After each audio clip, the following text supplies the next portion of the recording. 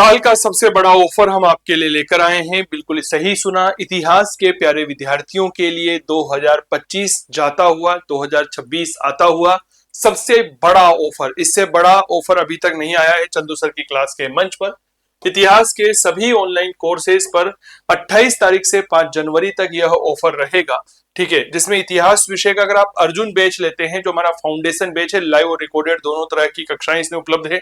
इस बैच की प्राइस वैसे 10,000 रुपए होती है, पर 2,500 का डिस्काउंट मिलने के बाद में 7,499 रुपए का रहने वाला है। हमारा प्रहार बैच जो लाइव बैच है आरपीएससी फर्स्ट ग्रेड का, पूरे राजस्थान में लाइव बैच कोई नहीं बता रहा है, हम आपके लिए लेकर आए हैं लाइव बैच। वैसे इसकी फीस 7,000 रुपए है, पर 2,000 डिस्काउंट करने के बाद में प्राइस हो जाती है 4,999। इतिहास का विरासत बैच जो है, ये हमारा रिकॉर्डेड बैच है।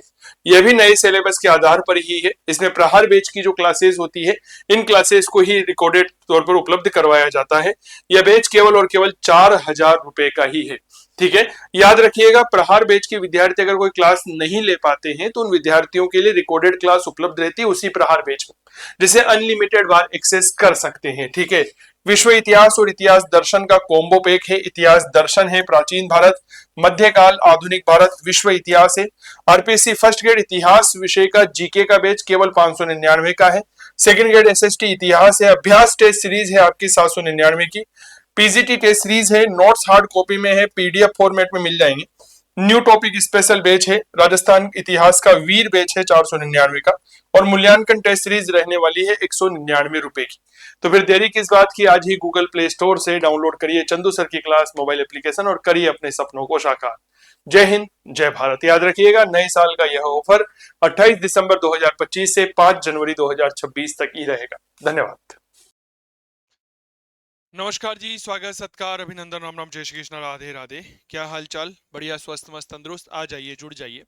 आप और हम मिलकर के बात कर रहे थे सिंधु घाटी सभ्यता के कुछ पुरातात्विक स्थलों के बारे में। स्थल की बात करेंगे तो स्थान, स्थल, स्थिति, उपनाम, खोज, उत्खनन, विशेषताएं, यह सब चीजें हमें यहाँ पर पढ़नी पड़ेगी। जैसे हड़प्पा, कहते हैं पाकिस्तान के पंजाब प्रांत के मोंटगोमरी जिले में यह खोजा गया था। रावी नदी के बाएं किनारे पर है। इसके कुछ उपनाम हैं। सिंधु घाटी सभ्यता का प्रवेश द्वार कहते हैं इसे। क्या बात क्लियर हो गई?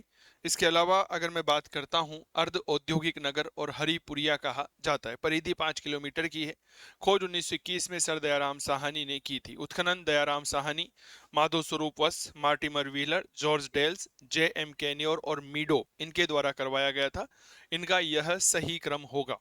क्लियर? चलिए, इसके बाद विशेषताएं देखा। कुछ इमारतें मिली है। माउंट एबी का दुर्ग टीला है। R37 कब्रिस्तान या एच संस्कृति का कब्रिस्तान है। 12 कक्षों का अन्नागार है। घरों में शौचालय है। ईंटों का वृत्ताकार चबूतरा है। मजदूर या श्रमिक आवास है। ठीक है, मूर्तियों की बात करते हैं। मोहर पर गरुड़ व खरगोश का अंकन है। पृथ्वी देवी या आइसिस देवी है। तांबे की मानव आकृति है। नटराज की प्रतिमा है। पुरुष के धड़ की पाषाण प्रतिमा है, जिसे नरकबंद प्रस्तर कहा गया है। लाल पत्थर की मानव प्रतिमा, इसके बारे में मैंने आपसे कहा भी था कि यह आपके असिस्टेंट प्रोफेसर एग्जाम में पूछा भी गया है। इसके बाद काले पत्थर की नर्तक प्रतिमा है। दूसर या मटमैले रंग के पत्थर की प्रतिमा है। आटा गूंथती हुई महिला की मृण मूर्ति है। गर्भवती महिला की मूर्ति है। ठीक है, चलिए। इसके बाद कुछ सामग्री जिसकी जानकारी मैंने आपके साथ साझा की थी, जैसे कि सौंदर्य प्रसाधन सामग्री मिली है। कांसे का दर्पण है। अंडाकार चूड़ियां हैं। सोने का हार है। सोने का कंगन मैंने आपको लिखवाई दिया था, आपको पता ही होगा यह बात। क्लियर? चलिए। कब्र में तांबे का दर्पण है। शंख पर बेल का चित्रण, ओखलियों का साक्ष्य है। मोहर पर गरुड़ के पैर में सांप का अंकन। अभिलेख युक्त सर्वाधिक मोहरें। तांबे की गाड़ी या इक्का गाड़ी। मृतभांड पर मछुआरे का चित्र है। मृतभांड पर दूध पिलाती हिरणी का अंकन है। देवदार लकड़ी से बना ताबूत, तांबे का पैमाना और गधे और मछली की हड्डियां। बहुत बहुत स्वागत, हमारे बीच में जुड़ चुके हैं तेजाराम, लक्ष्मी, मंजू, हेमंत।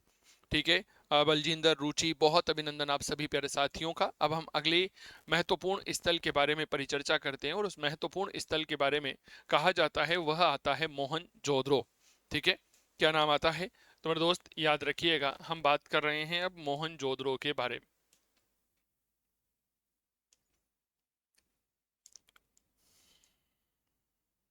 चलिए, हेडिंग डालिएगा, डेट इज मोहन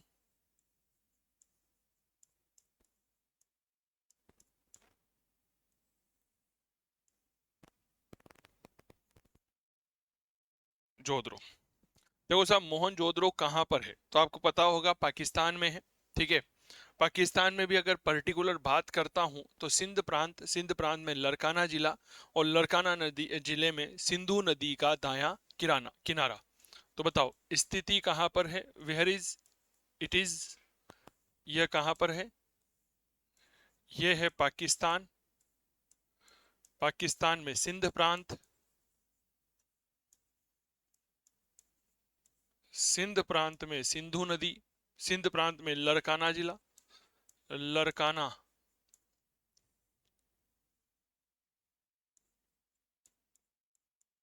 जिला, और लरकाना जिले में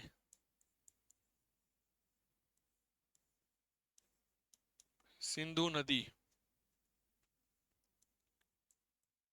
का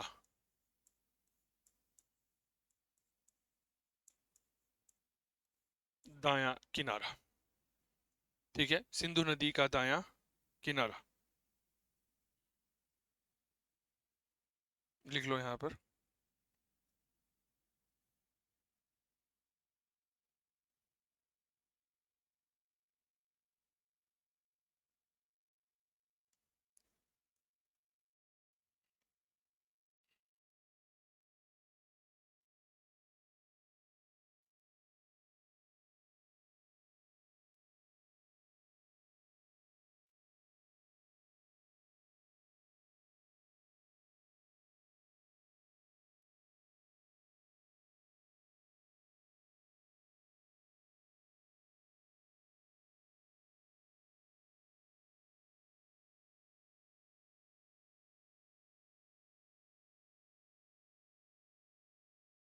यहां पर लिखिए, एक वीडियो दिखाऊंगा मैं आपको भी थोड़ी देर बाद, उससे आपको कई सारी चीजों का एक अंदाजा लगेगा कि आखिरकार उस समय विषय वस्तु कैसी हुआ करती थी। ठीक है, चलिए इसके कुछ उपनाम देखो। मोहनजोदड़ो का शाब्दिक अर्थ क्या होता है पता है आपको?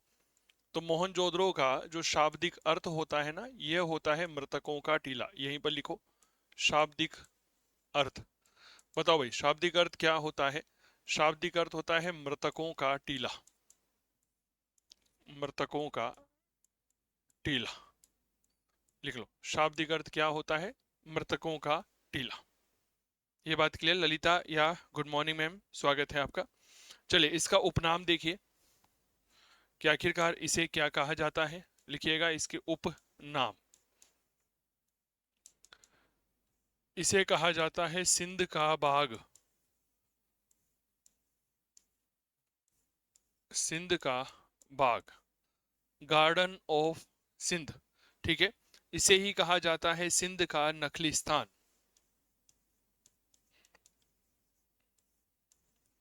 सिंध का नखलिस्तान। नखलिस्तान का मतलब होता है, एक तरह से अगर मैं कहूं तो ये नहीं होता क्या, फूल, बहुत सारे फूल जो होते हैं उनसे बना कर एक वो बना दिए बुके, बुके बनाया जाता है ना, उस तरह का।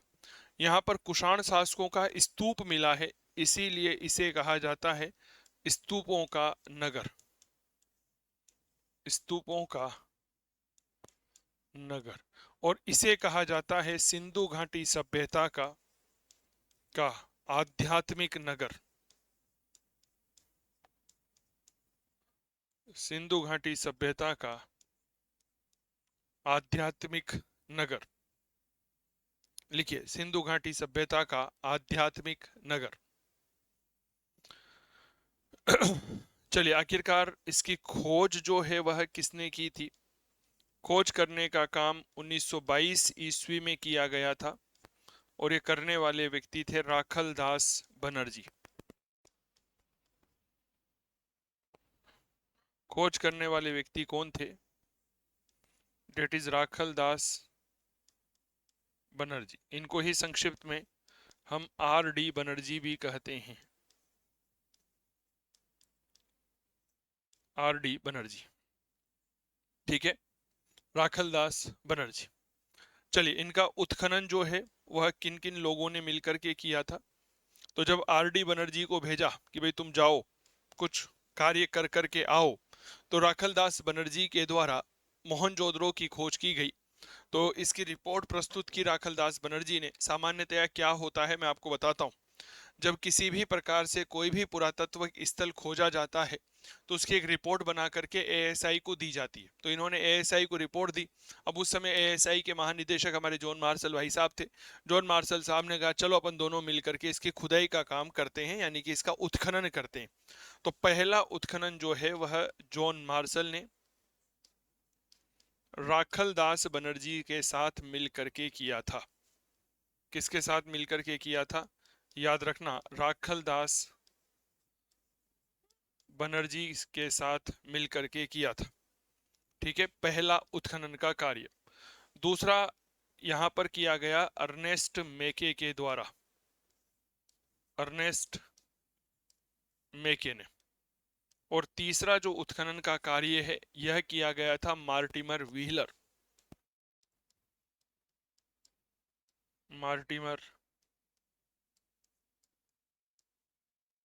व्हीलर के द्वारा। और चौथा उत्खनन का कार्य जॉर्ज डेल्स ने किया था।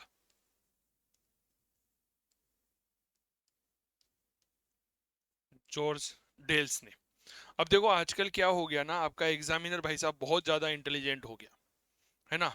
आप इंटेलिजेंट हैं, ठीक है, बहुत अच्छी बात है, लेकिन आपका एग्जामिनर जो है वह आपसे ज्यादा सुपर इंटेलिजेंट हो गया। अब आपके मन में एक प्रश्न आएगा, सर यह कैसे हुआ, थोड़ा सा हमें बताओ। देखो आपका एग्जामिनर इसलिए सुपर इंटेलिजेंट हो गया क्योंकि एग्जामिनर जो है वह प्रश्न पूछता है कि मोहनजोदड़ो में जो विशाल स्नानागार है इसकी खोज किसने की थी। उत्खनन नहीं पूछ रहा है, खोज पूछ रहा है। आपका एग्जामिनर आपसे सवाल पूछता है मोहनजोदड़ो के विशाल अन्नागार की खोज किसने की थी। क्या ये बात क्लियर हो रही है? अब भाई साहब मोहनजोदड़ो पढ़ रहे हैं और मोहनजोदड़ो में कहीं पर भी अगर कुछ ऐसा प्रश्न आ रहा है कि फलानी चीज जो है इसकी खोज किसने की थी, तो नाम क्या आएगा? राखल दास बनर्जी ही आएगा। क्या ये बात क्लियर हो गई? क्या एक बार थम्स अप करिएगा। इसमें आपको 1% भी परेशान होने की या दुखी होने की आवश्यकता नहीं है। अरे बताओ, क्या बात क्लियर हो गई? 1% भी, एक सिंगल परसेंट जो है ना वह दुखी होने की आवश्यकता नहीं है कि क्या आएगा क्या नहीं आएगा। खोज कहीं पर भी आ जाती है तो उस खोज में केवल और केवल क्या आएगा? तो मेरे दोस्त याद रखिएगा, उसमें आपके राखल दास बनर्जी आएगा।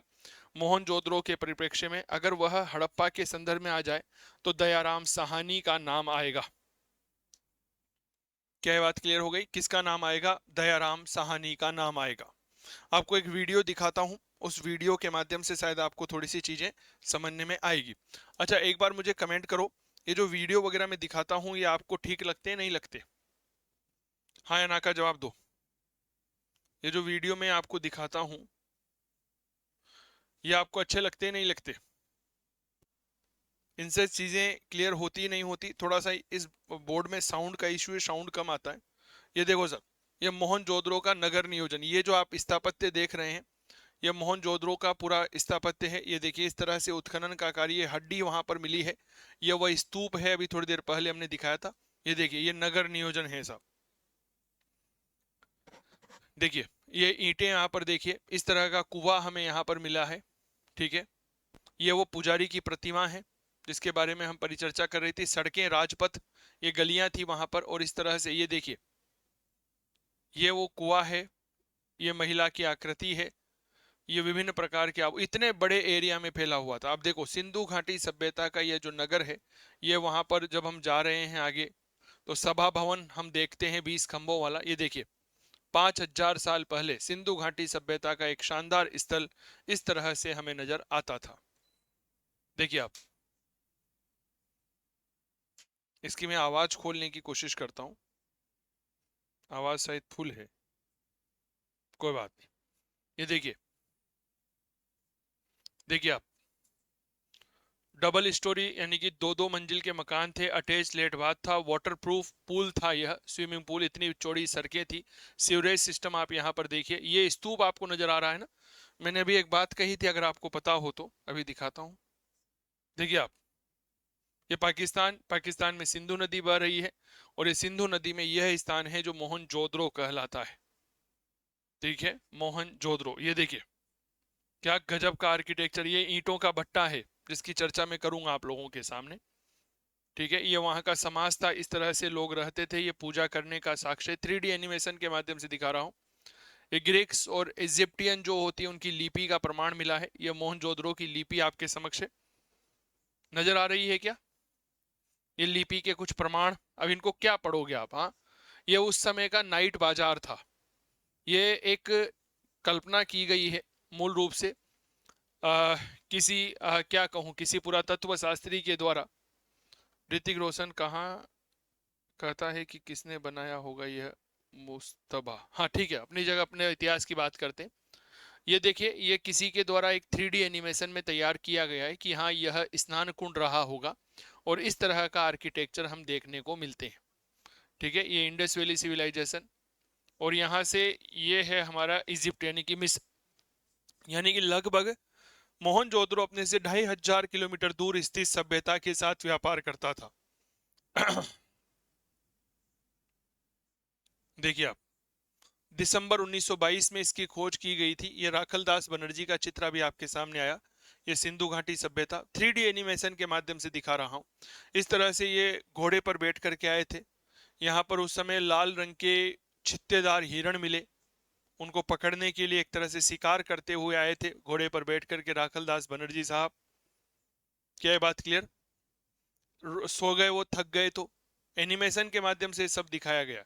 लेकिन इन्हें क्या है, शार्प ब्लेड मिली, यानी कि एक ऐसा टुकड़ा मिला जिसको देख करके चौंक गए कि ये क्या है।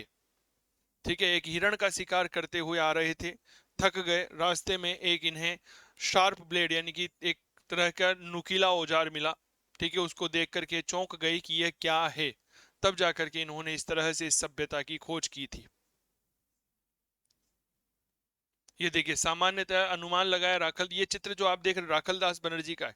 इन्होंने लगाया कि ये शिकार करने के लिए काम में लिया जाने वाला जो है वह बोट, वो टूल रहा होगा। ये देखो, उस समय की घोड़ा गादी, गधा गादी। हमने अभी हड़प्पा पढ़ा था, हड़प्पा में क्या बताया था? हड़प्पा में बताया था कि साहब वहां पर गधे की हड्डियां मिली है। ये ईंटें हैं और ईंटों से बना हुआ आर्किटेक्चर, इस तरह का, मतलब ये कल्पना कर रहा है ये वीडियो बनाने वाला। ठीक है, कि राखलदास बनर्जी ने इस तरह सोचा होगा, इस तरह वहां पर गए होंगे। ठीक है, चलने दो थोड़ा वीडियो को, एक बार मुझे बताओ, ये वीडियो चलने दो थोड़ी देर, 5 मिनट देखें इसको, इसके एक्सप्लेनेशन। ये राजपथ सड़क है, इस तरह से तंबू लगाए गए। जॉन मार्शल साहब आए, ये जॉन मार्शल साहब आए, और जॉन मार्शल साहब ने जो है इसका उत्खनन किया, एक्सकेवेट किया इसको। इस तरह से उत्खनन का कार्य किया जाता था। ठीक है, इस तरह से उत्खनन का कार्य किया जाता था। आप देखिए, ये उस समय के लोग हैं कि हाँ इस तरह से ईंटों की चिनाई का कार्य होता था। यह विभिन्न प्रकार की मोहरें हैं जो हमें यहाँ पर प्राप्त हुई है। ये देखिए, ये मोहर है, ये खुदाई में मिली थी हमें। इस तरह से आप देखिए, ये जॉन मार्शल है, ये आपके सामने फोटो नजर आ रहा है, ये जॉन मार्शल है, आर्कियोलॉजिस्ट है, डायरेक्टर जनरल। ये मोहर प्राप्त हुई थी इस तरह से। ये देखो, ये मोहरें हैं, ये देखिए ये मोहरें हैं, ये जॉन मार्शल ने खोजी थी, ये मोहरें हैं। ठीक है, ये मोहनजोदड़ो है 1919 में, जब इसकी खुदाई का कार्य नहीं हुआ था। ये लड़काना, ये मोहनजोदड़ो, और ये मोहनजोदड़ो से मुल्तान आए, हड़प्पा आए, दोनों में लगभग लगभग 600 किलोमीटर की दूरी है यहाँ पर। ठीक है, ये दयाराम साहनी है आर्कियोलॉजिस्ट। ये इस तरह का एक अनुमान लगाया कि यार उस समय का बाजार कैसा रहता होगा ना, ये उस समय के बाजार की एक कल्पना की गई है। क्या ये बात क्लियर हो गई क्या? कि भाई हाँ, उस समय इस तरह का मार्केट रहा होगा। आप देखिए, मैंने क्या कहा था, लंबी लंबी चौड़ी सड़कें हैं। आप देखिए यहाँ पर हड़प्पा सभ्यता इतने बड़े भूभाग पर फैली हुई थी। बड़ा मजा आता है जब वीडियो के माध्यम से, अगर अपने पास सुविधा है तो फिर सुविधा है तो उसका सदुपयोग करना चाहिए। ये हड़प्पा हो गया, ये बनवाली हो गया, ये कालीबंगा हो गया, ये चोलिस्तान की संस्कृति हो गई, ये धोलावीरा हो गया, ये लोथल हो गया, है ना। ये देखिए, ये मकरान कोस्टल रेंज यानी कि मकरान समुद्री तट जो है उसका किनारा, यमुना हो गया, गुजरात हो गया। यानी कि ये पूरा भूभाग ऐसा था जहां पर कहीं ना कहीं हमारी सिंधु घाटी सभ्यता का सर्वाधिक विस्तार था। That's called Indus valley civilisation. 1400 से ज्यादा स्थल अब तक खोजे जा चुके हैं, आपके समक्ष है। ये पुरातत्व शास्त्री थे, लगभग लगभग 3771 पुरातत्व शास्त्रियों ने इसमें कार्य किया था। ये एड भी आ जाते हैं कभी कभी, इनका भी आनंद लेना चाहिए। ठीक है, ये देखिए यहाँ पर इन्होंने खोजना का शुरू किया। लगभग 1600 किलोमीटर पूर्व से पश्चिम है, तो उत्तर से दक्षिण जो है वह लगभग लगभग 1100 किलोमीटर का आंकड़ा पार होता है। ठीक है, कुछ किताबों में 1100 है, कुछ में 16 है, वो आपको समस्या नहीं है। ये इजिप्टियन संस्कृति वो मेसोपोटामिया हो गई, यानी कि मिस्र की सभ्यता वो मेसोपोटामिया की सभ्यता हो गई, और यह आपकी ईरान इराक की सभ्यता है। ठीक है, ये देखो, ये जो नक्शा आप देख रहे हो ना, अभी रुकना, ये सॉरी आपकी सिंधु घाटी सभ्यता का नक्शा हो गया। ठीक है, ये जो आप नक्शा देख रहे हो आपके समक्ष, ये पूरा का पूरा मानचित्र मोहनजोदड़ो का है। अरे हाँ या ना का जवाब तो दो कम से कम, मेरे शेरों, मेरी शेरनियों। ये पूरा का पूरा कहाँ का है? यह सिंधु घाटी सभ्यता का है। ये उस समय का नगर नियोजन, आप देखिए, ये उस समय का नगर नियोजन है। ठीक है, आप देखिए कितना गजब का मकान बनाया जाता था, यानी कि उस समय भी जनसंख्या तो काफी थी। ये देखिए सर, ये वही चीजें हैं जो हमें मिली है। ये देखिए ईंटों की यहाँ पर चिनाई आप देखिए यहाँ पर, ये मोहनजोदड़ो का टीला है। ठीक है, ये माउंट ऑफ द एंड है, यानी कि समाप्ति की ओर है। 1964 में हम आए, 1964 में भी खुदाई का कार्य किया गया, लगभग 633 एकड़ के क्षेत्र में किया गया था।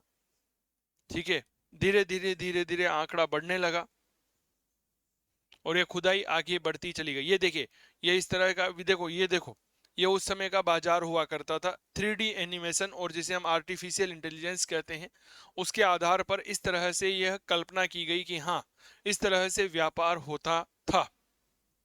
ठीक है, देखिए साहब, प्लान्ड सिटी थी पूरी तरह से, लंबी लंबी सड़क नजर आ रही है ना, पूरी की पूरी राजपथ है ये पतली पतली गलियां गलियां हैं, चौड़ी सड़कें हैं, नजर आ रही है। देखो आप एक चीज देखो, आपको ये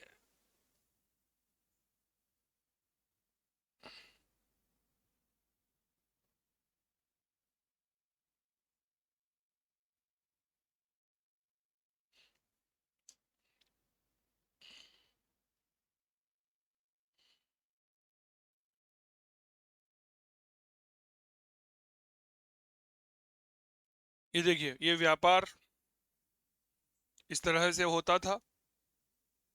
ठीक है, ये कुछ अनाज के दाने, ये वो बाथरूम आपको न, सॉरी वॉशरूम, क्या बोलते हैं, ग्रेट बाथ, महान स्नानागार आपको नजर आ रहा होगा। आप देखिए, इस तरह से है ये महान स्नानागार। ठीक है, ये सिंधु सभ्यता का एक महान स्नानागार है, जिसके संदर्भ में जॉन मार्शल ने यह कहा है कि यह तात्कालिक समय का सबसे बड़ा आश्चर्य था। ठीक है, 12 मीटर लगभग लगभग जो है, यह इसकी क्या थी, लंबाई थी, और सामान्य तौर पर इसको धार्मिक कार्यों के लिए काम में लिया जाता था। ये देखिए, ये बिटुमिनस लगाया गया है वाटरप्रूफिंग के लिए। अरे बताओ, ये देखिए, ये जो आप यहाँ पर दिख रहे हैं, ये इंग्लिश बॉन्ड पद्धति की ईंटें हैं। ये देखिए, ईंटों का हमने यहाँ पर एक तरह से प्रदर्शनी भी लगाई हुई है। चलिए, अब अपनी और आगे बढ़े या अभी चलने दो? बताओ वीडियो आपकी क्या राय है? ये मिस्र की सभ्यता के साथ तुलना की गई है। वीडियो देखो, ये है पुजारी की मूर्ति, मोहनजोदड़ो में बनी हुई है। ये पुजारी की प्रतिमा कितनी गजब की है। ये वहां पर कुछ ज्वेलरी है, ये कुछ चीजें हैं, जैसे कि आप क्या मानते हो, वो कॉपर निडल हो गई। ये देखो, ये सब चीजें मिली है। ये ओखली हो गई, ये मृतभांड हो गया, ये बाथ टब हो गया, ये एक चिल्ड्रन टॉय खिलौना गाड़ी हो गई, ये बॉल्स हो गई, स्पाइनिंग टूल्स हो गए, ये मोहर हो गई, जो विभिन्न प्रकार की मोहरें मिली है हमें। ठीक है, ये देखिए आप यहाँ पर, ये वेट, ये बाट हो गए, वेट टूल्स है, ये बाट है यह। ठीक है, क्या ये बात क्लियर हो गई? इसके अलावा आप यहाँ पर देखिए, ये तराजू का पलड़ा, ये बाट हो गए, ये विभिन्न प्रकार के बाट थे जो 16 के गुणक में थे।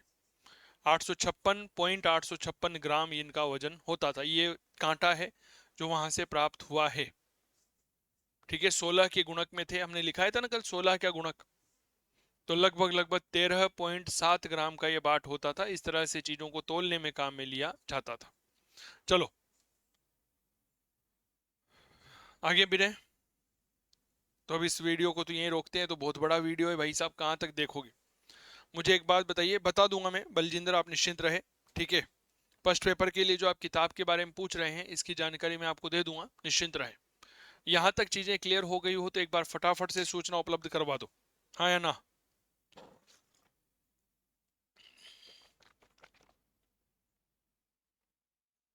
हाँ या ना?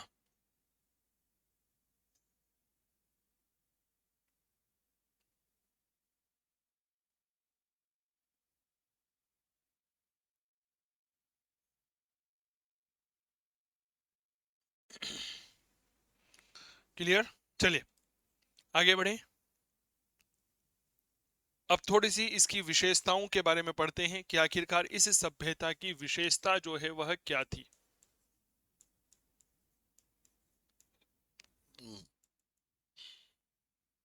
तो सबसे पहले आती है यहां पर होने वाली इमारतें।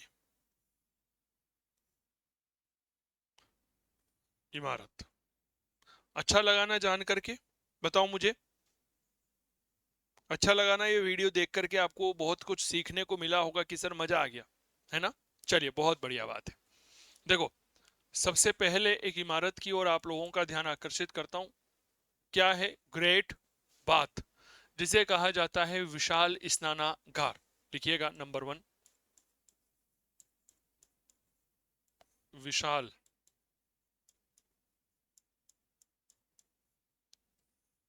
स्नानागार।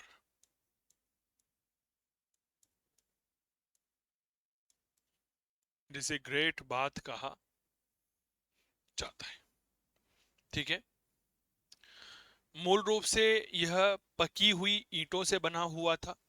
जो इसकी तली होती थी बेसमेंट, उसमें बिटुमिनस यानी कि डामर का लेप किया कर कर इसे वाटर प्रूफ बनाने के प्रयास किया गया। तो लिखिएगा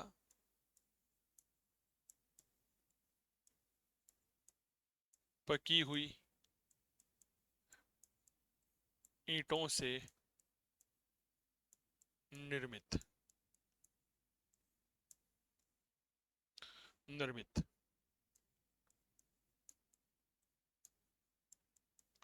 तली में बिटुमिनस, बिटुमिनस एक तरह से डामर, बिटुमिनस लगाकर इसे, अब मैं यहां पर लिखवाना चाह रहा हूं वाटर प्रूफ। वाटर प्रूफ की अंग्रेजी हिंदी क्या होगी भाई साहब? जल शोधक? नहीं नहीं, जल शोधक तो जल सोखने वाला हो गया, जल अवरोधक। आप तो लिख लो इसे वाटर प्रूफिंग बनाने का या वाटर प्रूफ बनाने का प्रयास किया गया। वाटर प्रूफ बनाने का प्रयास किया या वाटर प्रूफ बनाया गया। वाटर प्रूफ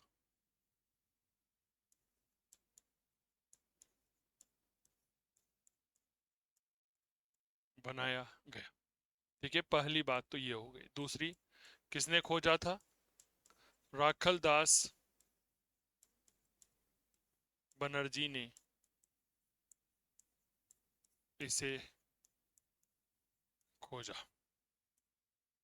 ठीक है, राखल दास बनर्जी के द्वारा इसको खोजा गया था।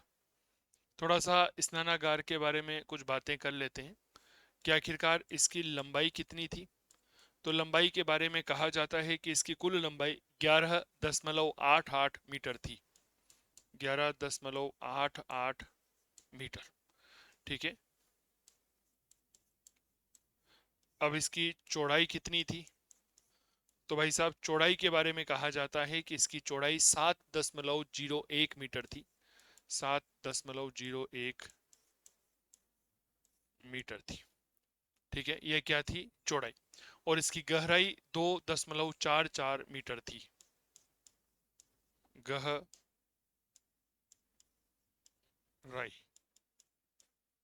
2.44 मीटर। ठीक है, एक बार आपको इसका फोटो दिखाता हूं, उसके पहले एक लाइन और लिख लो। कहा जाता है जब जॉन मार्शल साहब इसे देखने पहुंचे तो जॉन मार्शल के मुख से अचानक निकल पड़ा, wow it's amazing, it's a wonderful thing of that time. यानी कि तात्कालिक समय का आश्चर्य था। लिखिएगा जॉन मार्शल ने, जॉन मार्शल ने इसे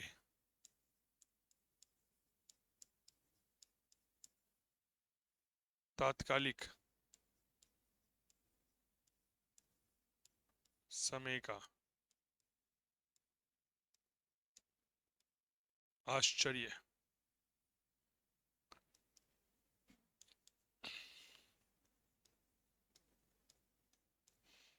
कहा, जॉन मार्शल ने कहा, ठीक है, आर डी बनर्जी ने खोजा था, पकी हुई मिट्टी से बनाया गया, तली में बिटुमिनस का लेप लगा करके वाटर प्रूफिंग बनाया गया था। ठीक है, चलिए इसके कुछ फोटोज आपके पास होने चाहिए।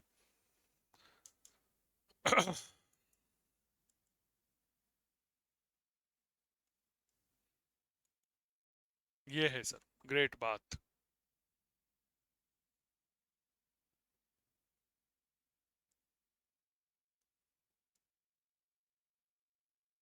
महान स्नानागार।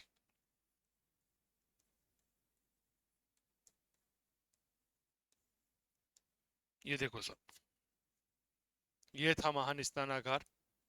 ऐसी मान्यता है कि इसका उपयोग धार्मिक कार्यों के लिए किया जाता था। एक लाइन और लिखो।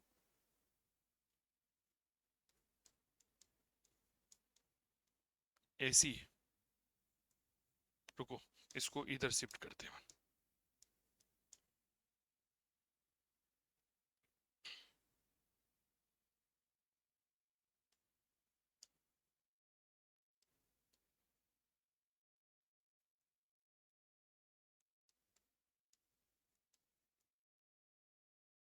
ग्रेट बात लिखिए। ऐसी मान्यता है कि, ऐसी मान्यता है कि इसका उपयोग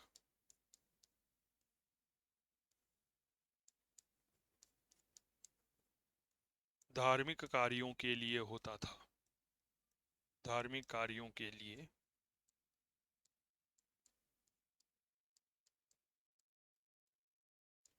होता था। अब ये नहीं है कि यार लोग गर्मी पड़ रही है, चलो नहाया हुए बाथरूम में जाके, ना भाई साहब, नहीं, ना ही नहीं सकते आप इसका। क्या ये बात क्लियर हो गई? ये बात बहुत अच्छे से याद रखना, ठीक है।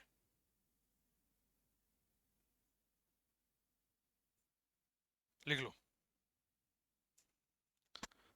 तो सबसे मूल इमारत यहाँ की स्नानागार है। मैं इसके संदर्भ में लंबाई चौड़ाई की बात बिल्कुल भी नहीं कर रहा हूँ, ये बात याद रखना, ठीक है।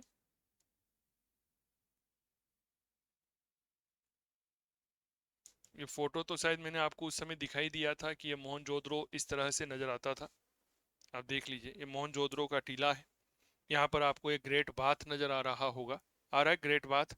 ये स्तूप है और ये पूरा का पूरा नगर नियोजन। मेरा एक सपना तो है, ज्यादा बड़ी बात तो मैं आप लोगों से नहीं कहूंगा, लेकिन हाँ, एक सपना है कि मैं एक बार मोहनजोदड़ो, हड़प्पा जो है इनकी यात्रा करूं। मैं यात्रा शब्द इसलिए काम में ले रहा हूं क्योंकि इतिहास का विद्यार्थी होने के नाते ये दोनों स्थल मेरे लिए परम पूजनीय हैं। क्या ये बात क्लियर हो गई क्या? ये बात याद रखना। मैं इसलिए कह रहा हूं क्योंकि यह इतिहास विषय का विद्यार्थी होने के नाते यह दोनों स्थल मेरे लिए परम पूजनीय हैं। तो पहली इमारत विशाल स्नानागार हो जाती है। चले, अन्य इस इमारतों में अगर मैं बात करता हूं कि यहाँ पर और क्या क्या इमारतें हैं जो पाई गई है, ठीक है, बहुत अच्छे से चीजों को समझिएगा। तो नंबर 2 पे आती है अन्नागार।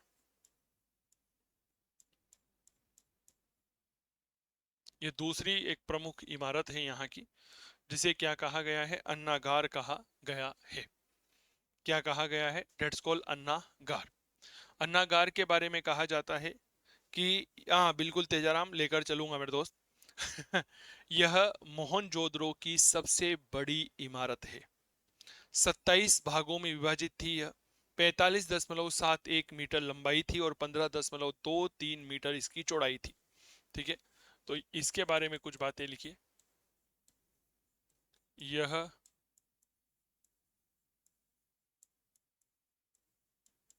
मोहनजोदड़ो की सबसे बड़ी इमारत थी, ठीक है। लिखिए, 27 भागों में विभक्त, 27 भागों में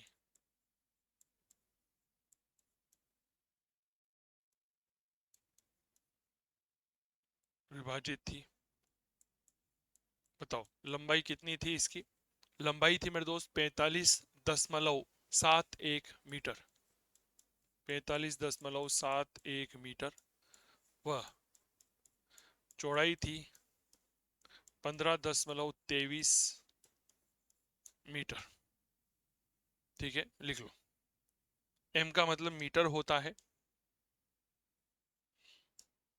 अब आप कहोगे सर ये लंबाई चौड़ाई याद करनी पड़ेगी क्या? आपने देखा होगा और आप आगे भी देखेंगे। सर लाइव बैच हिस्ट्री के स्टूडेंट के साथ जाना चाहिए। बिल्कुल बिल्कुल, अभी नहीं जाऊंगा। अभी नहीं जाऊंगा। क्या बात क्लियर हो गई? जाएंगे पर अभी नहीं जाएंगे। उसमें आप सबको लेकर के जरूर चलूंगा। थोड़ा सा समय लगेगा। ठीक है। और जो जो लाइव बैच फाउंडेशन बैच के विद्यार्थी हैं, उन सबको लेकर के चलूंगा। ठीक है, वादा नहीं कर रहा हूँ। ठीक है, केवल कह रहा हूँ, बता रहा हूँ। अच्छा, अपन मुद्दे की बात करते हैं।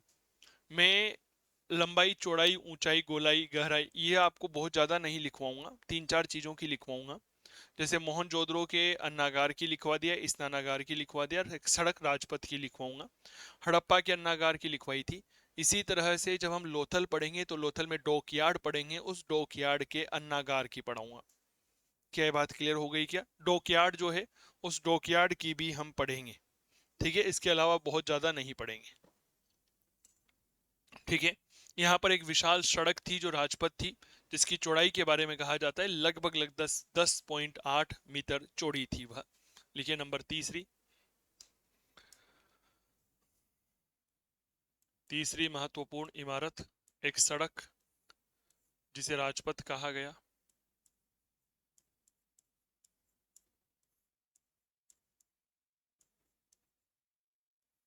राजपथ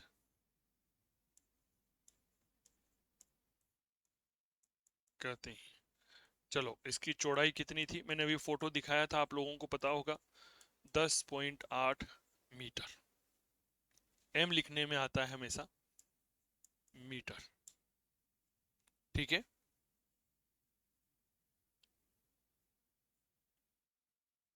चलो चलो, अभी पढ़ाई कर लो मेरे दोस्त, उसके बाद फिर परिचर्चा करेंगे।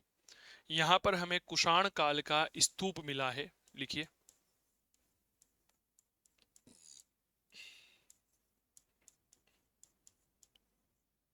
कालीन स्तूप प्राप्त हुआ है। कुषाण काल का स्तूप। यहां पर हमें पुरोहित भवन मिला है। पुरोहित भवन, पंडित जी का निवास स्थान। चलिए, यहां पर हमें एक सभा भवन मिला है। क्या मिला है? सभा भवन। सभा भवन के बारे में कहा जा सकते हैं कि यह असेंबली हॉल था। यह ईंट के 20 चौकोर स्तंभों पर टिका हुआ है। लिखिएगा। यह ईंटों के 20 चौकोर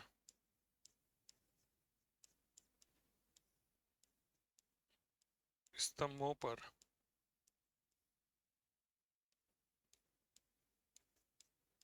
टिका हुआ है। यानी कि इसमें कितने स्तंभ है? याद रखिएगा, यह 20 स्तंभ है इसमें। ठीक है। हाँ प्रियंका जी, स्वागत है मैम आपका। क्लास थोड़ी सी स्टक हो रही है, रुक रुक करके चल रही है। इसके पीछे दो कारण हैं। पहला कारण तो यह है कि सॉफ्टवेयर अपडेट चल रहा है। सॉफ्टवेयर थोड़ा बड़ा है, इसीलिए अपडेट होने में लगभग 10 से 15 दिन का समय लगा है। तो अभी लगेगा, 2 4 8 दिन का समय और लगेगा।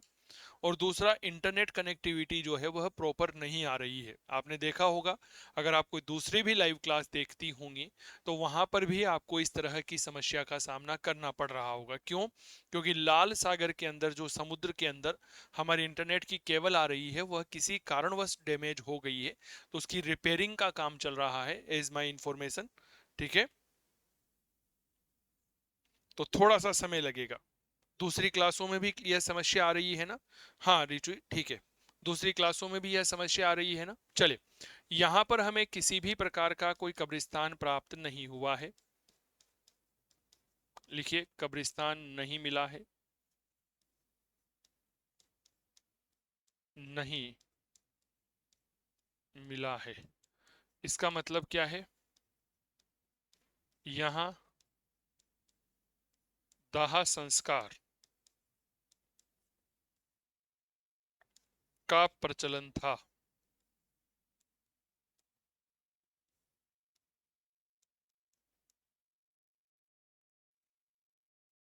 दाह संस्कार का क्या था? प्रचलन था। लिख लो। लिख लिया। यहां पर कुम्हारों के भट्टे मिले हैं, लिखिएगा कुम्हार के भट्टे व कुम्हारों की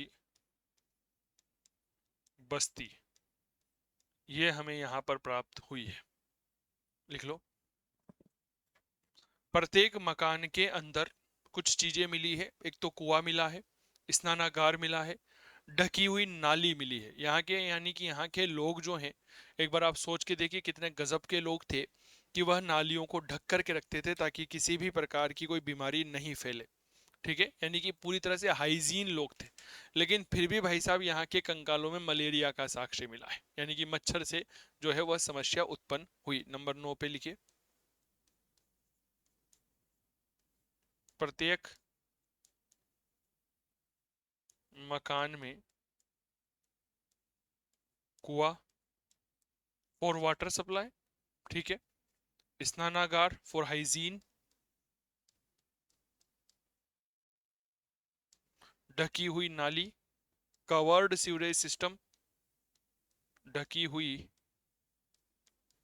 नाली व रसोई घर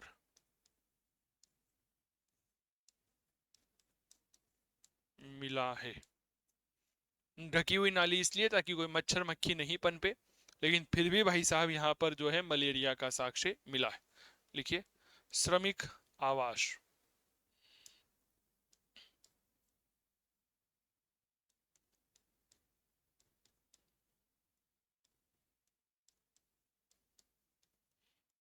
आवास कुल कितने मिले हैं? 15। कुल 15, 16, सॉरी सॉरी, 15 तो हमें नहीं, 16 है, 16, कुल 16। एक सेकंड आ रहा हूं मैं, यहां तक लिखिए।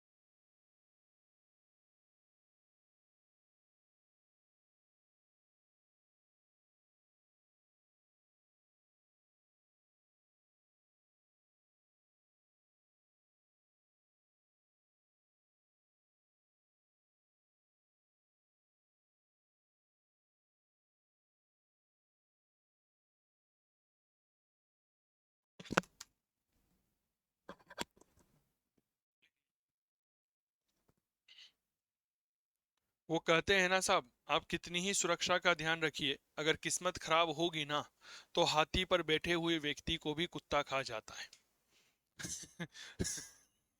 क्या मेरी बात क्लियर हो गई क्या?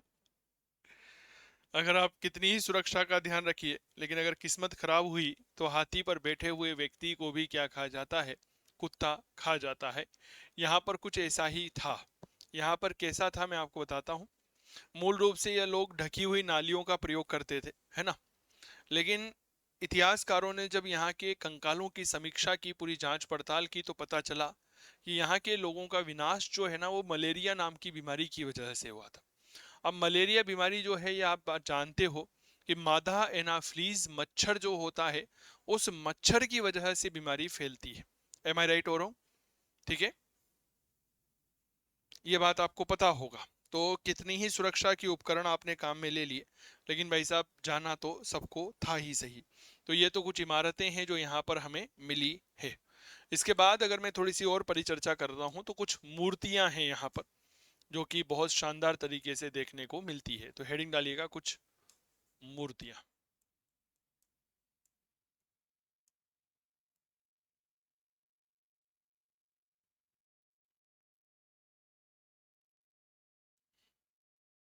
कुछ प्रतिमाएं।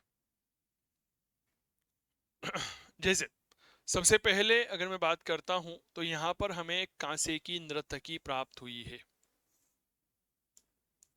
नंबर 1।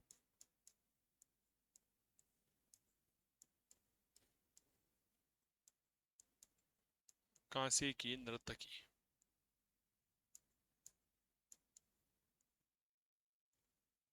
लिख लो क्या मिली है। कांसे की नर्तकी मिली है। मैं आपको चित्र दिखाता हूं।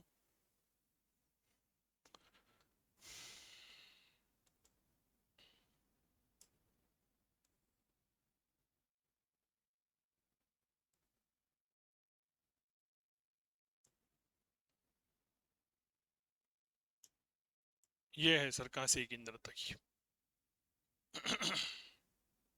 ये क्या है।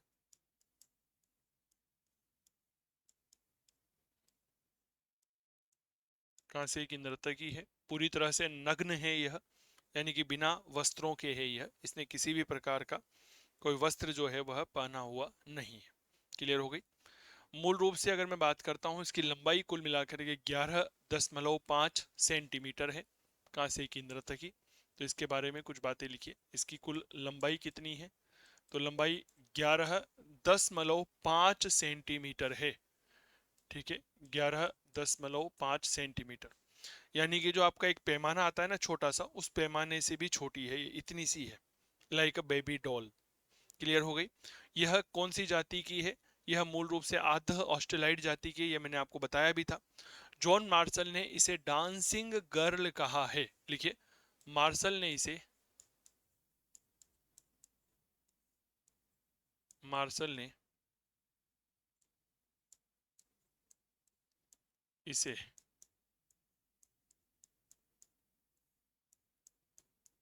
डांसिंग गर्ल कहा है। अब मेरे प्यारे साथियों क्या होता है ना, समय के साथ कुछ परिवर्तन होता है, नई नई खोजें होती है। बनारस हिंदू विश्वविद्यालय के कुछ पुरातत्व शास्त्री हैं, उन्होंने इस प्रतिमा के संदर्भ में अध्ययन किया और कहा कि यह कोई डांसिंग गर्ल नहीं है, यह माता पार्वती की प्रतिमा है। तो लिखिएगा, BHU के पुरातत्व शास्त्रियों ने, पुरातत्व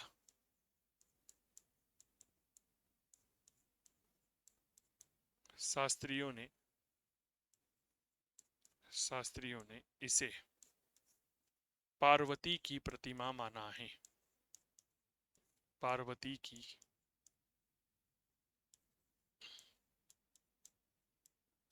प्रतिमा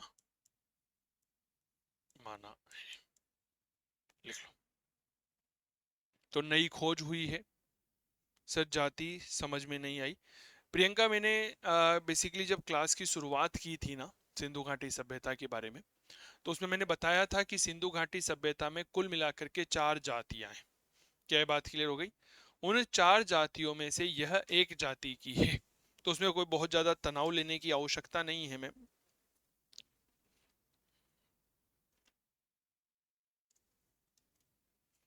जैसे अगर मैं बात करता हूं कि एक तो होती है प्रोटो ऑस्ट्रेलाइड है, एक मंगोलाइड है, एक अल्पाइन है, एक मेडिटेरियन यानी कि भूमध्य सागरीय है। ठीक है। तो मैम 4 प्रकार की जातियां थी, मैं आपको बता देता हूं।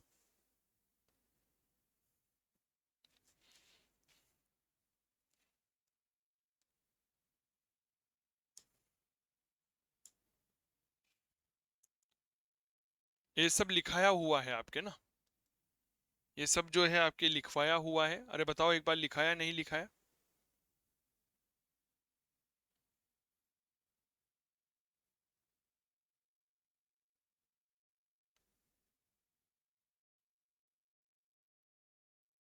इसके पार्ट 2 में मिलेगा ना शायद। IBC पार्ट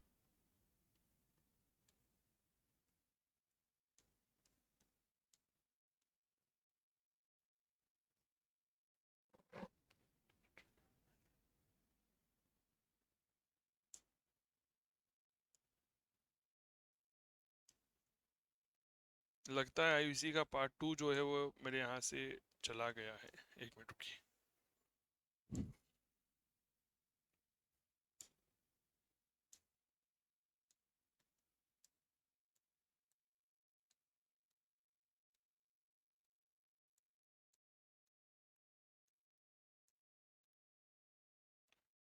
ये रहा।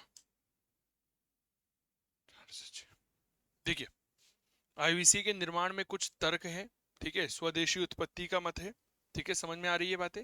ये देखिए, 4 प्रकार की जातियां सिंधु घाटी सभ्यता में थी। तो मैंने आपको बताया था, पहली जाति प्रोटो ऑस्ट्रेलाइड है, जिसे काकेशियन कहा जाता था। कहा जाता है कि ये सिंधु घाटी सभ्यता में आने वाली पहली जाति थी।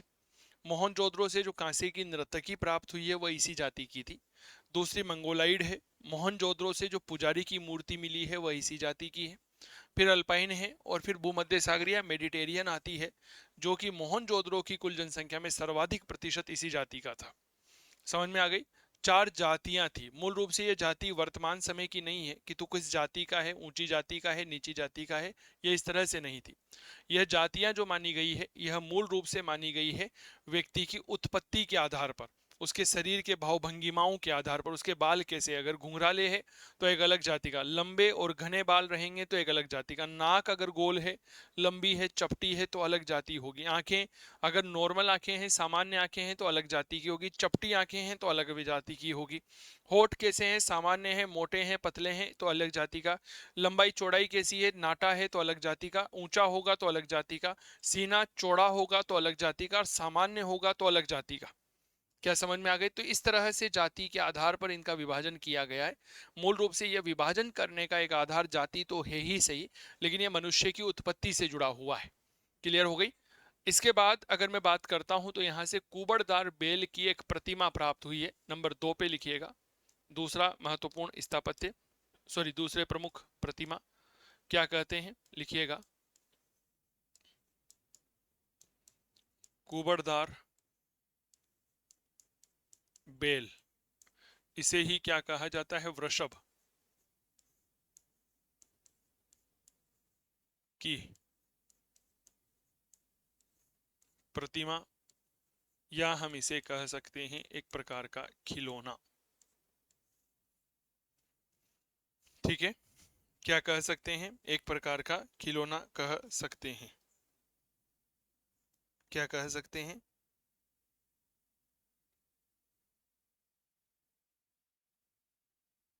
लिख लिया।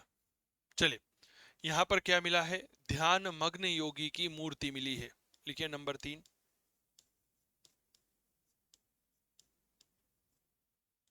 ध्यान मग्न योगी की प्रतिमा।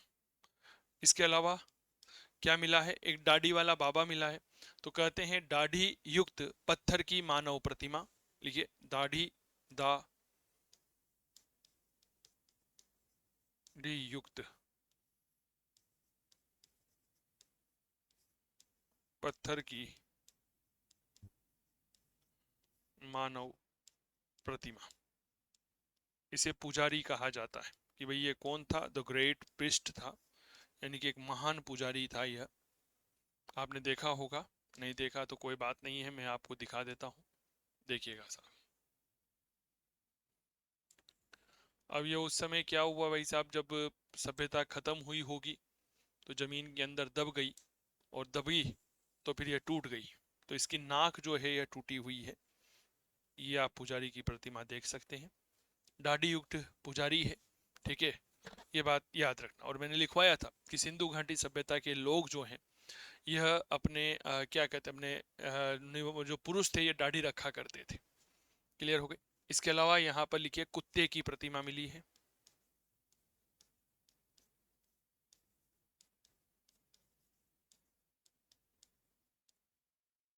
कुत्ते की प्रतिमा, यानी कि यहाँ पर कुत्ते की मूर्ति मिली है, कुत्ते की मूर्ति है शायद मेरे पास।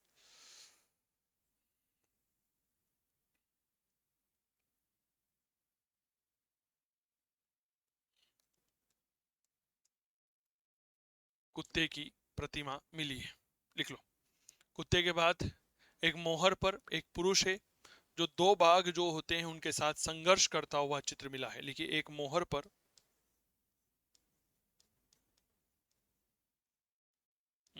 पर एक चित्र प्राप्त हुआ है,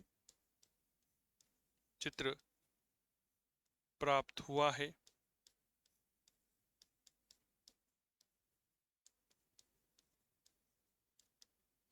जिसमें एक पुरुष दो बाघों के साथ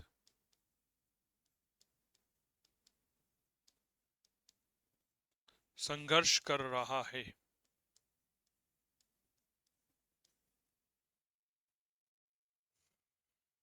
संघर्ष कर रहा है, इसका मतलब क्या हो गया कि एक बाघ और एक पुरुष का आपसी संघर्ष कहां पर दिखाई देता है, ये हमें यहां पर दिखाई देता है। हाथी दांत पर बनी पशु आकृतियां हमें यहां पर मिली है। लिखो, हाथी दांत पर बनी पशु आकृतियां, यह भी हमें यहीं पर मिली है। क्लियर हो गई। चले, इसके बाद अगर मैं अंतिम मूर्ति की तरफ बढ़ूं तो भैंसा और भेड़ जो है इसकी कांसे की प्रतिमा, भैंसा व भेड़ की कांस्य प्रतिमा।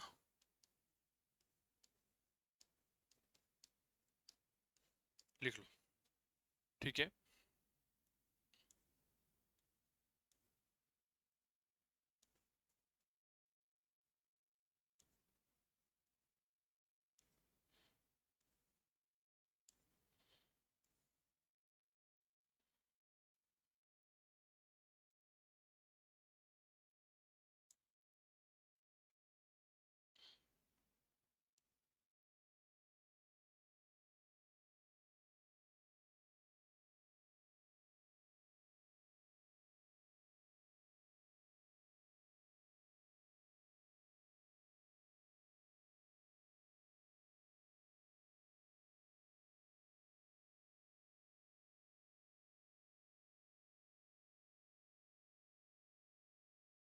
लिख लिया।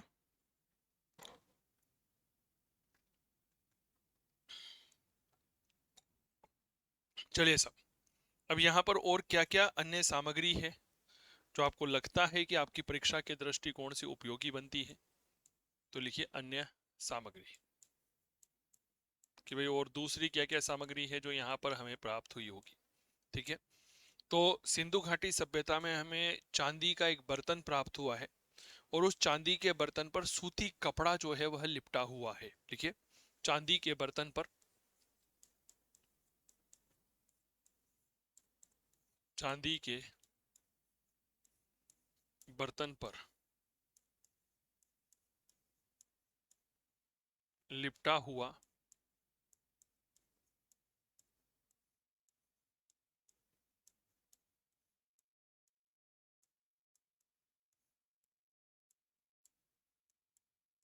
सूती कपड़ा। क्लियर हो गई।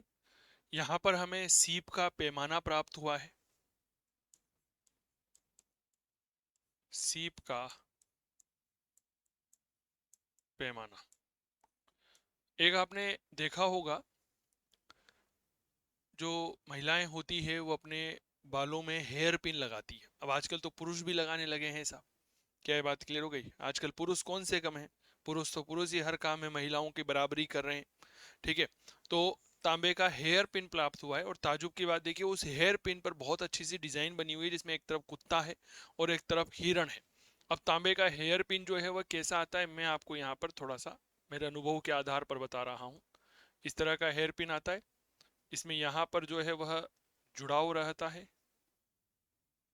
इस तरह से। क्या मैं ठीक बनाया?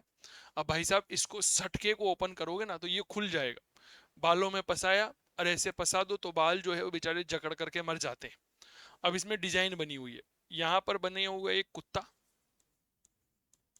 और यहां पर बना हुआ है एक हिरण। मतलब उस जमाने में भी आप देखो, अब आजकल को फूल पत्तियां बनी हुई आती है, ठीक है ना, तो एक तांबे का हेयर पिन प्राप्त हुआ है जिसमें कुत्ते और हिरण का अंकन है। लिखो, तांबे का हेयर पिन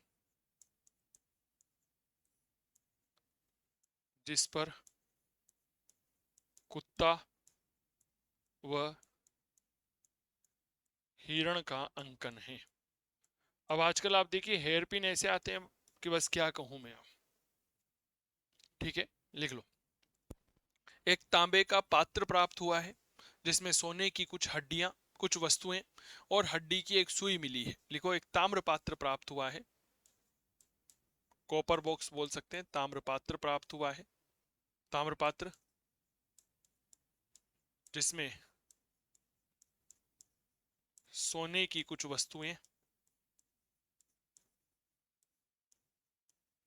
कुछ वस्तुएं व हड्डी की सुई प्राप्त, सुई रखी हुई है, रखी है। लिख लो,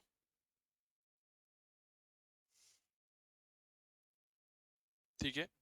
चांदी की मोहर मिली है यहां पर,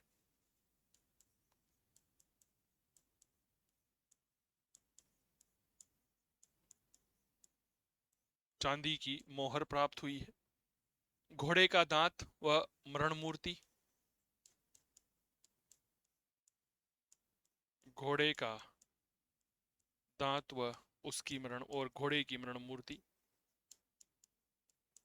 मरण मूर्ति का मतलब होता है मिट्टी की बनी हुई मूर्ति, मरण मूर्ति। ऊंट की हड्डियां,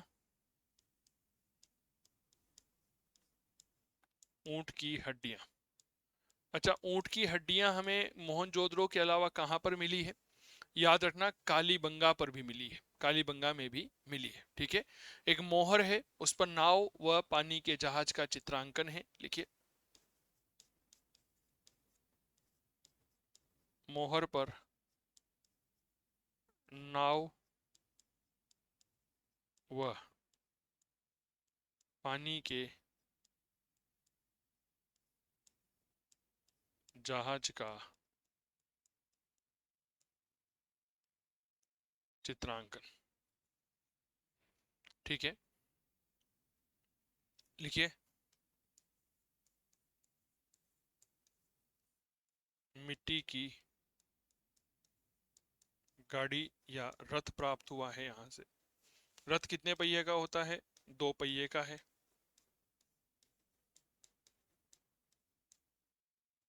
लिख लो, सर मोहर किसकी बनी हुई थी? देखो प्रियंका, आपने शायद क्लास लाइव आज ही ले रही हैं आप। मैंने इसके पहले बताया था कि मोहर सामान्यतया मिट्टी की, सेलघड़ी की, चर्ट पत्थरों की, तांबे की, इनकी बनी हुई होती थी। क्या ये बात क्लियर हो गई मैम? मैं आपको बताता हूँ।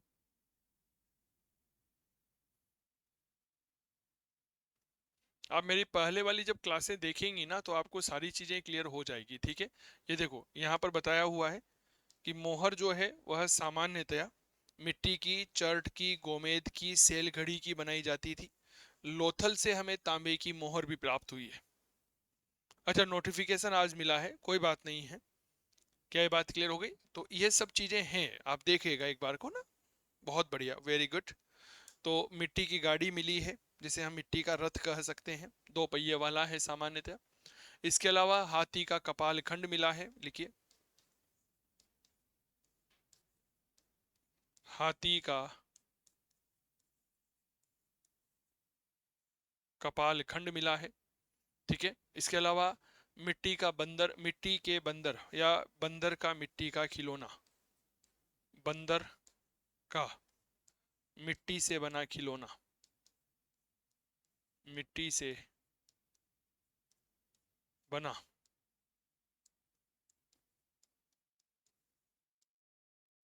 खिलौना। ठीक है,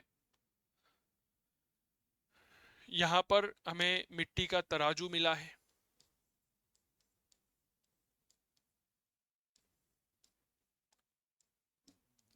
मिट्टी का तराजू मिला है। शिलाजीत का साक्ष्य मिला है। एक बार कमेंट करिए, कि सिंधु घाटी सभ्यता के लोग जो है वह शिलाजीत कहाँ से प्राप्त करते थे? एक बार कमेंट करिए कि सिंधु घाटी सभ्यता के जो लोग थे यह शिलाजीत कहाँ से प्राप्त करते थे?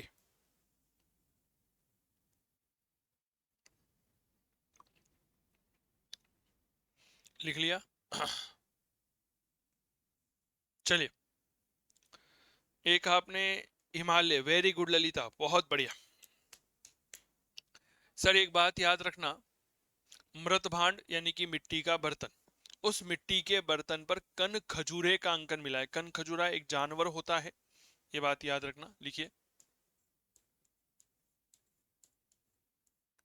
मिट्टी के बर्तन पर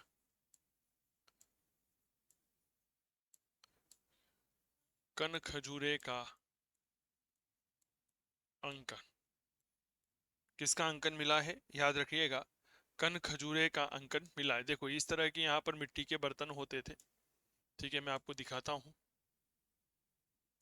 एक सैंपल के तौर पर कि हाँ ये इस तरह के मृत भांड होते थे यहाँ पर, ठीक है। आईवीसी के मृत भांड, आईवीसी के मृत भांड देख लो आप लोग, इस तरह के मृत भांड होते थे। वेरी गुड तेजाराम, बहुत बढ़िया मेरे दोस्त।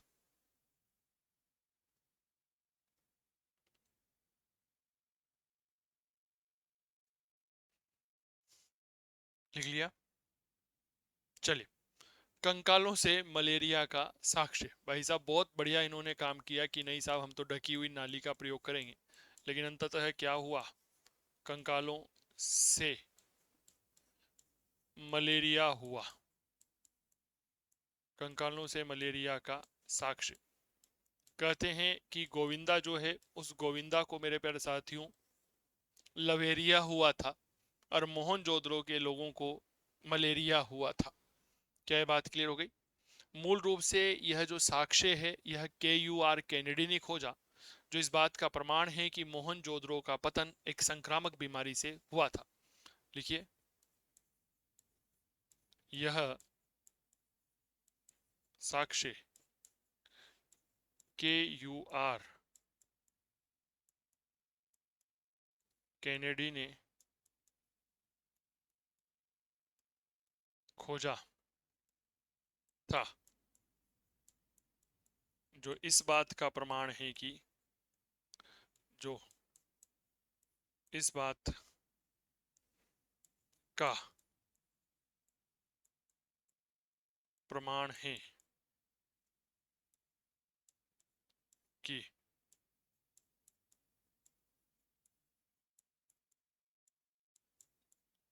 मोहनजोदड़ो का पतन संक्रामक बीमारी से हुआ। मोहनजोदड़ो का पतन जो है वह किससे हुआ था? एक संक्रामक बीमारी से हुआ था। कभी इतनी जानकारियां पढ़ी है क्या? मैं एक भी जानकारी अनावश्यक आपको नहीं लिखवा रहा हूं, ठीक है।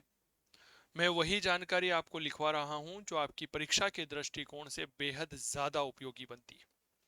मोहनजोदड़ो के बारे में कहा जाता है कि इस सभ्यता का पतन जो है वह मूल रूप से सिंधु नदी में बाढ़ आने की वजह से हुआ था।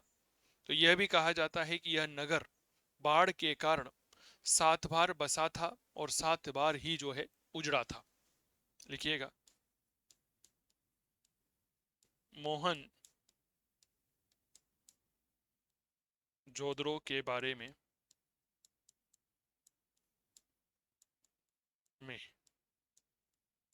कहा जाता है कि यह नगर यह नगर बाढ़ के कारण 7 बार उजड़ा व 7 बार बसा। यह प्रश्न आपके पूछा जा सकता है कि निम्नलिखित में से किस नगर के बारे में ऐसा कहा जाता है कि वह 7 बार बसा था और 7 बार उजड़ा था।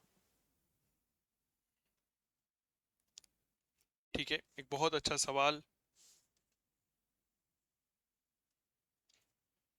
मूल रूप से तो ये मोहनजोदड़ो, कालीबंगा, आपके हड़प्पा, लोथल, ये 4-5 ही ऐसे नगर है जिनके बारे में इतनी ज्यादा जानकारी मिलती है। इसके बाद तो बहुत छोटे छोटे नगर आएंगे। क्या बात क्लियर हो गई? और छोटे छोटे नगर जो है हम उन्हीं के बारे में परिचर्चा करते हुए अपने विषय को समाप्ति की ओर आगे लेकर जाएंगे।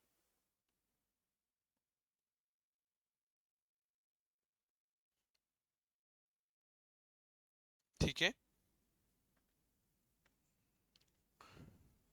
प्रियंका, लाइव क्लास बेसिकली दो होती है। एक तो सुबह 8:30 बजे होती है और दूसरी जो है वह शाम को 5 बजे होती है। क्या ये बात क्लियर प्रियंका? एक बार सूचना उपलब्ध करवा दीजिए। चलिए अब थोड़ा सा एक अगले महत्वपूर्ण नगर के बारे में बात करते हैं और उस नगर को कहा जाता है लोथल। बताओ। हमारा एग्जामिनर जो है ना भाई साहब, उसको लोथल बहुत प्रिय है। कहीं से पूछे या नहीं पूछे पर लोथल से तो वह सवाल 100% पूछता है। ठीक है, चलिए इसकी स्थिति कहां पर थी? Where is it was situated in India. याद रखना यह भारत के गुजरात में है।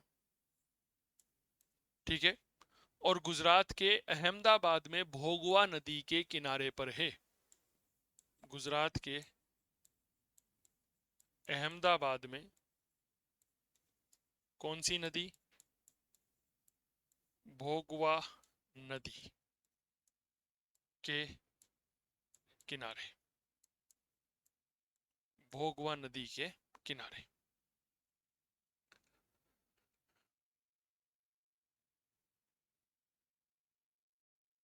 ठीक है, चलिए थोड़ा सा एक एक डायग्राम बनाने की कोशिश करते हैं, समझिएगा।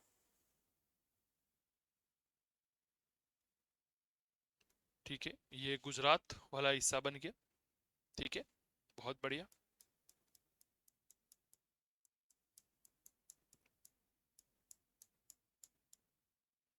ये क्या है? इट्स द कच्छ का रण है। यह कच्छ का रण। यहाँ पर एक नदी बह रही है, डेट इज साबरमती नदी। क्लियर हो रही है? बहुत बढ़िया।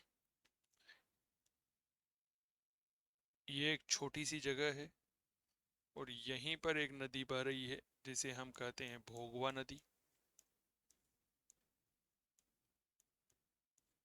ठीक है, और यह जो स्थान है ये है हमारा लोथल। तो इस जगह है यह। हाँ, S.R. राव बिल्कुल सही कह रहे हैं। शिकारीपुरा रंगनाथ राव। ठीक है, आगे बढ़िए। यहां पर हमें दिखने को मिलती है कच्छ की खाड़ी, बे ऑफ कच्छ। यहां पर है आपके अरब सागर। अरब सागर, और यहां से जो है यह समुद्री मार्ग के माध्यम से व्यापार होता था। कहां पर? ईरान, यानी कि फारस की सभ्यता के साथ में। ठीक है, इसके अलावा मेसोपोटामिया जो है उस सभ्यता के साथ में। मेसोपोटामिया के साथ में। मिस्र के साथ व्यापार। मिस्र के साथ, मिस्र के साथ विदेश व्यापार। क्लियर? लिख लो भाई साहब।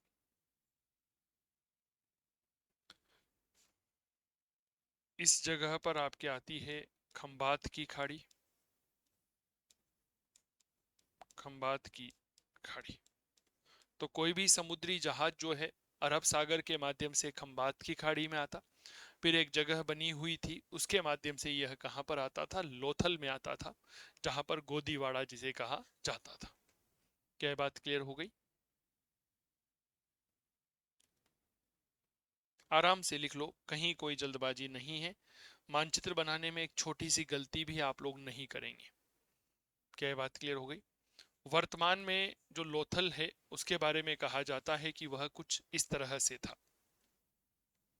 यहाँ पर आपको कुछ चीजें स्पष्टीकरण के साथ नजर आ रही होगी। जैसे ये आपको भोगवा नदी यहाँ पर दिख रही होगी। यह जो आपको नजर आ रहा है ये यहाँ का गोदीवाड़ा है। अरे बताओ, ये पानी के जहाज हैं। ये भंडार गृह है जिसे गोदाम कहा जाता है। ये जहाँ पर धुआं उठ रहा है ये मनका बनाने का कारखाना है। तो ये भोगवा नदी के माध्यम से पानी के जहाज यहाँ पर आते थे और यहीं से जो है वापस चले जाते थे। ठीक है, तो ये पूरा का पूरा बना हुआ है। अब आप कहोगे सर क्या ये गोदीवाड़ा हमें वर्तमान में भी दिखता है? बिल्कुल दिखता है। ये वर्तमान में जब हम गोदीवाड़े को देखते हैं ना तो यह गोदीवाड़ा कुछ इस तरह का है। ये वर्तमान का गोदीवाड़ा है। अब देखिए, ये वर्तमान समय का गोदीवाड़ा है। बहुत संक्षिप्त हो गया है, बहुत छोटा सा हो गया है। अब यहाँ पर इतनी बड़ी नाव जिसके बारे में हम पढ़ रहे हैं वह तो आ जा ही नहीं सकती। क्या ये बात क्लियर हो गई क्या? वह तो आ जा ही नहीं सकती है। ठीक है,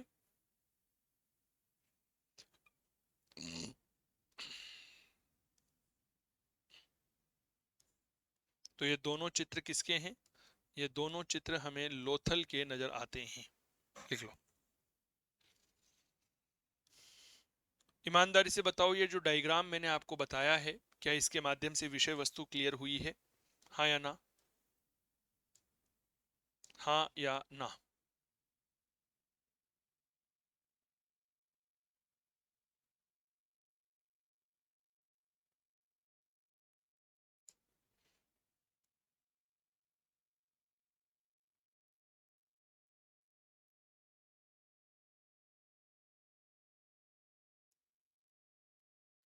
हम्म,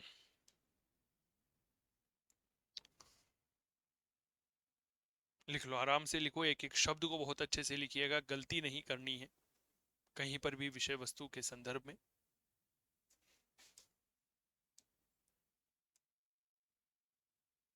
यह एक नदी जिसे साबरमती कहते हैं, ये एक भोगवा नदी यहाँ पर बह रही है। ठीक है,